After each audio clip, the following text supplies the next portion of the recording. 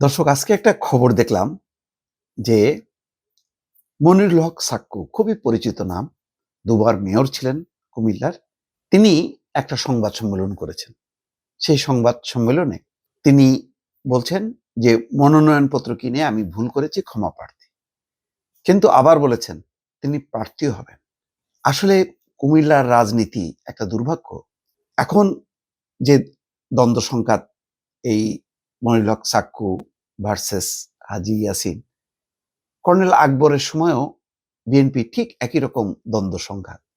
এটার জন্য সবসময় দুইটা অংশের প্রতিযোগিতা, যেমন আওয়ামী লীগ তেমন বিএনপি। এখন কুমিল্লা সদরে এই আসনটা খুব গুরুত্ব। কি হতে পারে দর্শক, একটা ছোট্ট বিশ্লেষণ করি।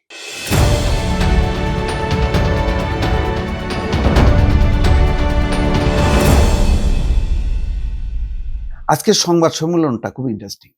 আমার কাছে মনে হয়েছে কুমিল্লার সাবেক মেয়র মনিরুল হক সাক্কু, তিনি অত্যন্ত শিশুসুলভ কিছু কথা বলেছেন। এটা সরলতা নাকি ইচ্ছাকৃত একটা বিভ্রান্তি তৈরি করলেন আমি জানি না। তবে দেখেন, এর মধ্য দিয়ে বোঝা যাচ্ছে যে কুমিল্লা বিএনপির অবস্থাটা কি। তিনি বলছেন, আমি বিএনপির জন্য নিবেদিত প্রাণ। সিটি কর্পোরেশনে দুবার মেয়র নির্বাচিত হয়েছি। সবশেষ দুইটা নির্বাচনে মানুষের চাপে ভোটে অংশ নিয়েছিলাম। দুইবারই হাজী ইয়াসিন, অর্থাৎ এখন যিনি চূড়ান্ত মনোনয়ন প্রত্যাশী, হাজী আমিনুর রশিদ ইয়াসিন এবং তার শ্যালক কায়সারকে প্রার্থী করে আমার ক্ষতি করেছেন। অর্থাৎ হাজী ইয়াসিন তার শ্যালক কায়সারকে প্রার্থী করে অনেক ক্ষতি করেছেন। দুবার কায়সার প্রার্থী হয়েছেন মনিরুল হকের বিপরীতে। সাবেক এমপি বাহারের সঙ্গে তাল মিলিয়ে আমার ভোট নষ্ট করেছেন। আবার দেখেন, তাদের অভিযোগ যে বাহারের সাথে তাল মিলায় তিনি চলেছেন। যাই হোক, পাল্টাপাল্টি অভিযোগ। বলছেন যে আমি 70-80 হাজার ভোট বেশি পাই, এই ভোটগুলো নষ্ট করেছেন হাজী ইয়াসিন।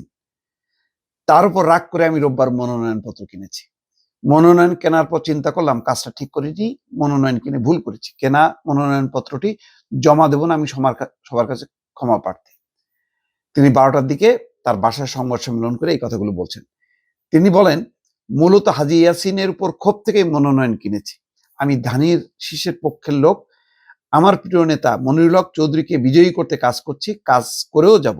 তবে তবে ইন্টারেস্টিং, কুমিল্লা 6 অর্থাৎ সদর আসনে মনোনয়ন পরিবর্তন হয়ে হাজী ইয়াসিন পেলে অবশ্যই স্বতন্ত্র প্রার্থী হয়ে প্রতিদ্বন্দ্বিতা করব। তার মানে এই সংবাদ সম্মেলনের মধ্য দিয়ে মনিরুল হক সাক্কু মেসেজ দিল বিএনপিকে যে মনিরুল হক চৌধুরীকেই এই প্রাথমিক যে মনোনয়ন দেওয়া হয়েছে সেটাই বহাল রাখতে হবে। যদি হাজী ইয়াসিনকে দেয় তাহলে তিনি আবার স্বতন্ত্র প্রার্থী হবে। এটা তার অধিকার, হইতেই পারে। কুমিল্লার দ্বন্দ্ব সংঘাত নিয়ে আমার প্রশ্ন না, কিন্তু আমি বলবো যে মনিরুল হক সাক্কু, উনি কিন্তু এখন সবাই জানে তিনি বিএনপির, কিন্তু বাস্তবতা হলো উনি বিএনপি থেকে বহিষ্কৃত। দল তাকে ফিরিয়ে আনার চেষ্টা করছে। আমি জানি মির্জা ফখরুল ইসলাম আলমগীর সহ অনেক নেতা তার প্রতি সহানুভূতিশীল। দলও অনেককে আস্তে আস্তে নিয়ে আসছে। বিএনপির হাইকমান্ড তারাও হয়তো চিন্তা করছে মনিরুল হক সাক্কুর উপর। কিন্তু মনোভাব যদি এমনটা থাকে, মনোভাবটা থাকা উচিত এরকম, ফাইনালি মনিরুল হক চৌধুরী যদি মানে তাকে প্রার্থী করে, সবার উচিত হবে তাকে বিজয়ী করা। কিন্তু যদি দল এখন মনে করে যে না, মানে কুমিল্লা সদরের আসনে আসলে হাজী ইয়াসিনকে দেয়া দরকার এবং সেটা তার বিজয়টা নিশ্চিত হবে, তাহলে দলের নেতা পর্যায়ে যারা, তাদের কি উচিত হবে? ইভেন মনিরুল হক চৌধুরী সহ, মনিরুল হক সাক্কু সহ তাদের কি উচিত হবে? দলের সিদ্ধান্তের বাইরে যাওয়া? তো উনি তো হুমকি দিচ্ছেন। এখন মনিরুল হক সাক্কুর এই বক্তব্যের মধ্য দিয়ে কিন্তু একটা হুমকির সংকেত পাওয়া যাচ্ছে। সেটা কি ভালো হলো? আমি বলবো যে সাক্কু ভাই, ভুল করেন না। বারবার আপনার সাথে আমার কথা হয়, ভাবির সাথেও কথা হয়েছে, আমার খুব ভালো লেগেছে। আপনাদের বেশ চমৎকার এই আন্তরিকতা বা অন্তরঙ্গ ভাবে যে কথা বলেছেন, কিন্তু বারবার ভুল করেন না। মনিরুল হক চৌধুরীকে যদি ফাইনালি রাখে তার পক্ষে সবার কাজ করা উচিত। কিন্তু যদি হাজী ইয়াসিনকে দেয় সেটা তো দলই দেবে, এটা তো হাজী ইয়াসিনের কোনো ব্যাপার না। দল বিভিন্ন আসনে তারা যাচাই বাছাই করছে যে ফাইনালি কি হবে, যেটা ভালো হবে তার পক্ষেই থাকতে হবে।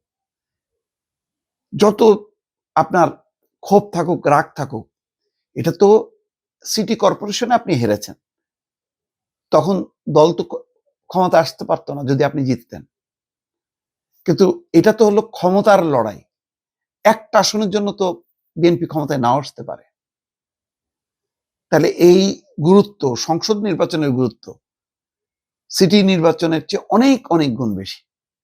এটা আমি অনেক ক্ষুদ্র রাজনৈতিক জ্ঞান আমার আপনাকে উদ্দেশ্য করে কথা বলতে কষ্ট হচ্ছে, কিন্তু আপনার এটা অনুধাবন করা দরকার। আপনি এখন দল থেকে বহিষ্কৃত, দলে ফিরবেন, আপনি ত্যাগী নেতা, আপনি জনপ্রিয় নেতা, সেটা কিন্তু ওই দায়িত্বশীল জায়গায় আপনাকে কথা বলতে হবে। আপনি আমার এই পুরো প্রেস কনফারেন্সটা একটু শিশুসুলভ মনে হলো।